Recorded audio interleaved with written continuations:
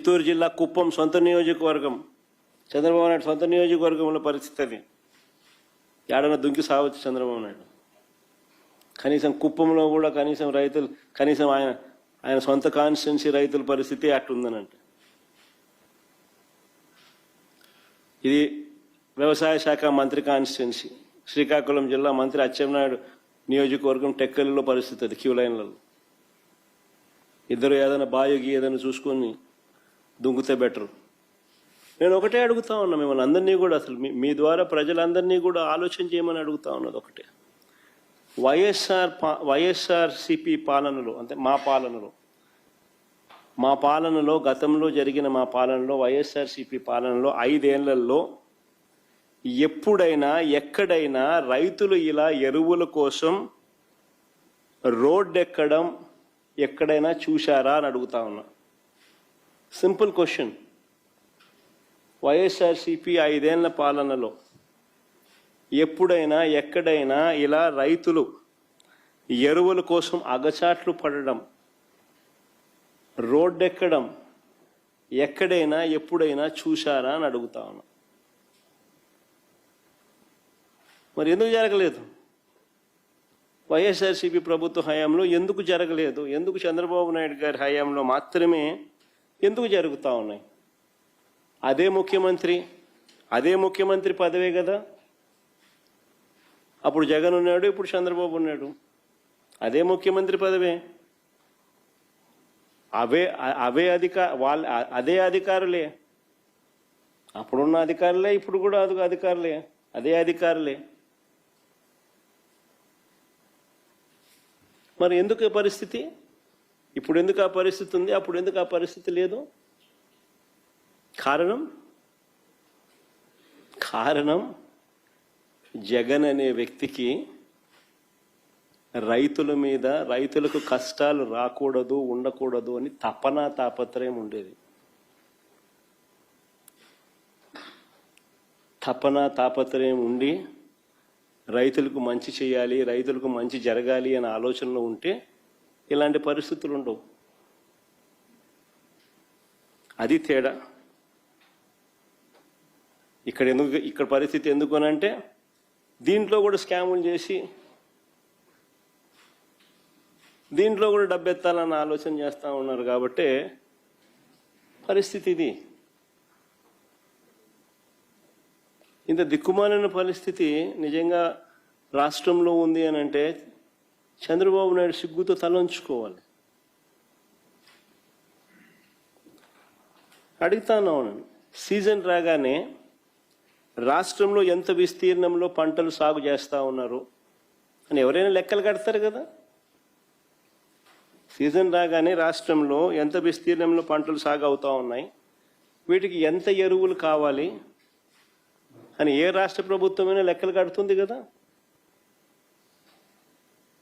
ఆ లెక్కలన్నీ మన దగ్గర ఉన్నాయి కదా. మరి అటువంటి అప్పుడు ఎరువులు అందని పరిస్థితి ఎందుకు వస్తుంది?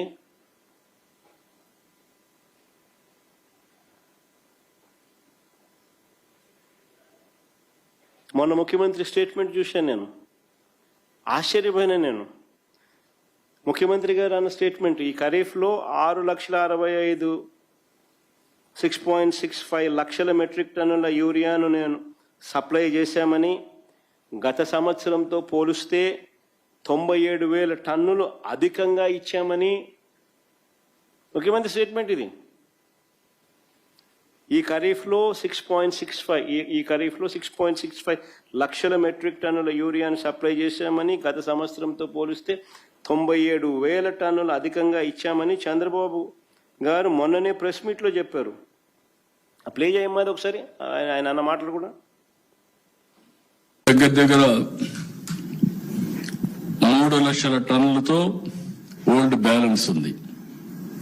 దాంతో కలిపి ఇప్పటికి 6,65,000 మెట్రిక్ టన్నులు యూరియా అందుబాటులో పెట్టాం.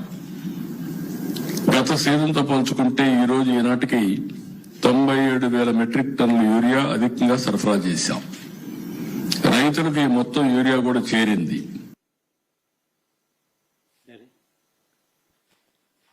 చంద్రబాబు నాయుడు స్వయంగా మాట్లాడుతూ ఉన్న మాటలు ఇవి. అధికంగా పాత బ్యాలెన్స్ కాక 3 లక్షల టన్నుల పాత బ్యాలెన్స్ కాక 6,65,000 టన్నుల యూరియాను సప్లై చేశామని గత సంవత్సరంతో పోలిస్తే ఇది 97,000 టన్నులు అధికంగా ఇచ్చామని ఏకంగా ముఖ్యమంత్రి చెప్తా ఉన్న మాటలు ఇవి. మరి నేను ఒకటే అడుగుతా ఉన్నా, మా చంద్రబాబు నాయుడు గారు చెప్తా ఉన్నట్టుగానే ఈ మాదిరిగానే సప్లై జరిగి ఉండింటే, ఈ మాదిరిగా రైతులకు అంది ఉండింటే, ఈ మాదిరిగా రైతులు రోడ్డెక్కే పరిస్థితి ఎందుకు వచ్చింది? రాలేదనే కదా, ఆయన సప్లై చేయలేదనే కదా రైతులకు ఈ కష్టాలు ఎందుకు ఉన్నాయి? రైతుల చేతిలో యూరియా రాలేదు కాబట్టే కదా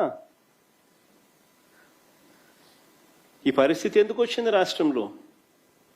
కారణం ఆర్బీకేలను నిర్వీర్యం చేశారు, ఈ క్రాప్ వ్యవస్థను నిర్వీర్యం చేశారు, పిఎస్సీలను నిర్వీర్యం చేశారు, ప్రైవేట్కు ఎక్కువ కేటాయించారు. మరోవైపు ప్రభుత్వం నుంచి వెళ్తా ఉన్న ఎరువులను తెలుగుదేశం పార్టీ నాయకుల దగ్గరుండి దారి మళ్లించి అధిక ధరలకు అమ్ముకుంటా ఉన్న మాట కళ్ళ ఎదుటే కనిపిస్తూ ఉంది. అది కూడా చూపించమ్మా. కర్నూలు జిల్లా ఎమిగనూరులో ఎరువులు పక్కదారి పట్టిస్తున్న వెళ్ళిన యూరియా అంతా కూడా, ఎరువులన్నీ కూడా టీడీపీ నాయకులు దారి మళ్లించి అధిక ధరలకు అమ్ముకుంటా ఉన్న పరిస్థితి.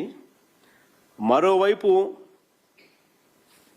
వీరు అధికంగా కేటాయించిన ఎరువులు, ప్రైవేట్కి ఏదైతే వీళ్ళు అధికంగా కేటాయించిన ఎరువులు ఏదైతే ఉన్నాయో వాళ్ళు దాన్ని బ్లాక్ చేసి బస్తా ఏకంగా 267 రూపాయలు బస్తా యూరియా ఉంటే దానికన్నా 200 రూపాయలు అధికంగా, 250 రూపాయలు అధికంగా దాన్ని బ్లాక్ చేసి స్కేర్సిటీ క్రియేట్ చేసి బ్లాక్లో అమ్ముతా ఉన్న పరిస్థితి.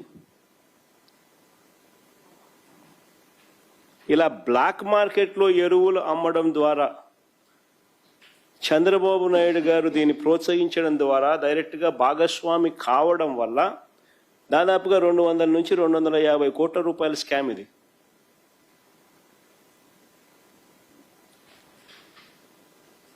రైతులను పీడించి స్కాములు చేసి కింద నుంచి పైదాకా అందరూ పంచుకున్నారు.